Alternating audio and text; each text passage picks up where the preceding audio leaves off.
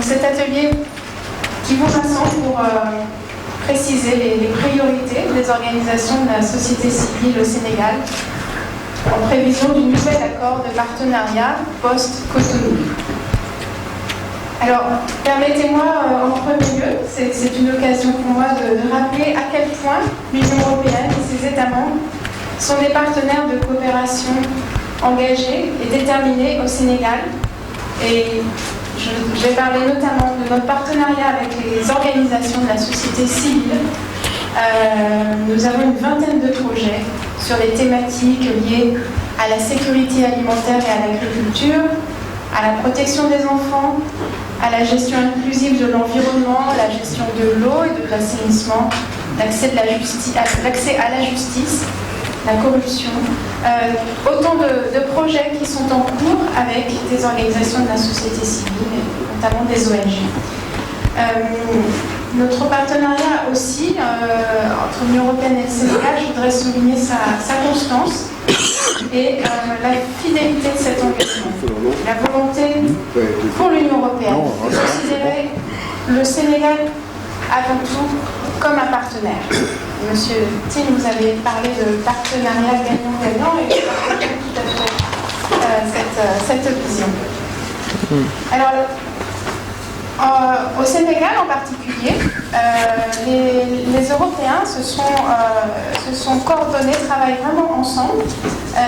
Nous avons une stratégie conjointe européenne entre le gouvernement du Sénégal, l'Union européenne et les 12 États membres présents, 12 États membres de l'Union européenne présents au Sénégal. Nous avons signé cette stratégie conjointe en décembre 2018. Et si je vous en parle avec fierté, c'est parce que nous sommes le premier pays en Afrique à avoir, et même le premier pays ACP d'ailleurs, à avoir signé une telle stratégie conjointe en partenariat avec le gouvernement. Et c'est vraiment, je crois, pour nous, ça a été, pour le Sénégal aussi, une avancée majeure dans ce paysage de la coopération entre l'Union européenne et le Sénégal. Alors, l'Union européenne, vous le savez, a construit, a entretenu une relation de longue date avec les pays, ce qu'on appelle le groupe ACP, les pays d'Afrique, des Caraïbes et du Pacifique. Et l'accord de Cotonou, il y avait évidemment ses ancêtres que vous avez mentionnés aussi. L'accord de Cotonou repose sur le dialogue politique, sur la coopération au développement et le commerce. Et c'est le plus important en son genre dans le monde. De par la variété des domaines qui sont couverts.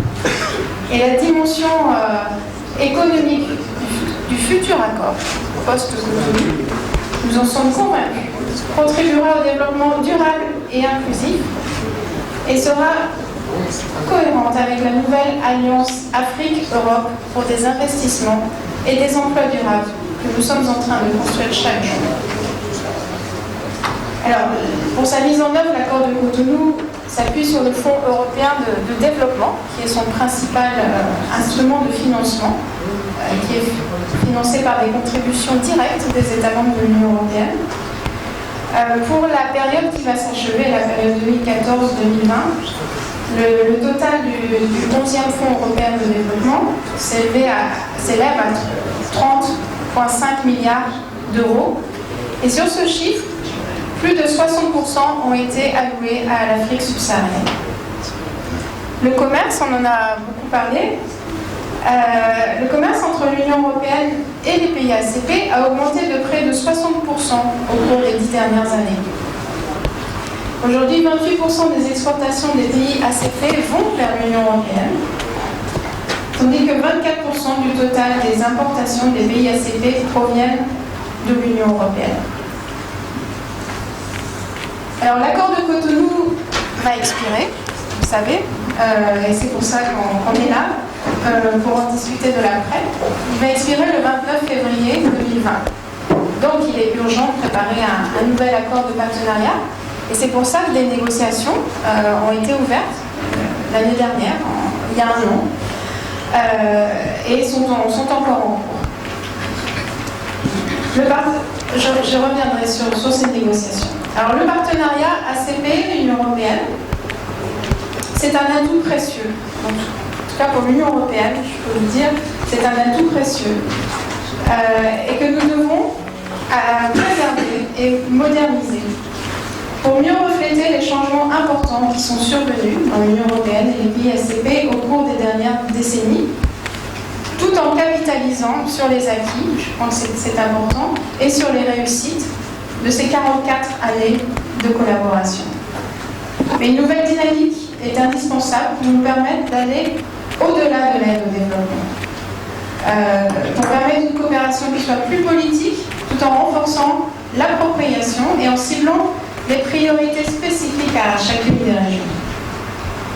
Un des objectifs du futur partenariat est précisément de permettre de coopérer davantage sur la scène internationale et au niveau multilatéral, afin d'exploiter tout le potentiel de la relation exceptionnelle entre les ACP et l'Union européenne, dans le but assumé de faire progresser ensemble les intérêts importants que nous avons en commun. Quand l'Union européenne et les pays ACP sont alliés, ils représentent une force internationale de premier plan pour relever avec volontarisme de nombreux défis transfrontières.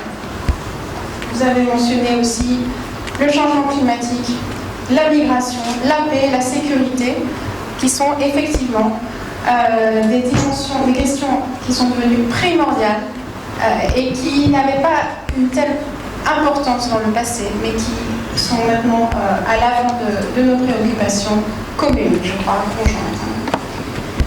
Alors, ensemble, l'Union européenne et les pays ACP représentent plus de la moitié des sièges aux Nations Unies, d'où notre poids dans le multilatéralisme, et plus d'1,5 milliard de personnes.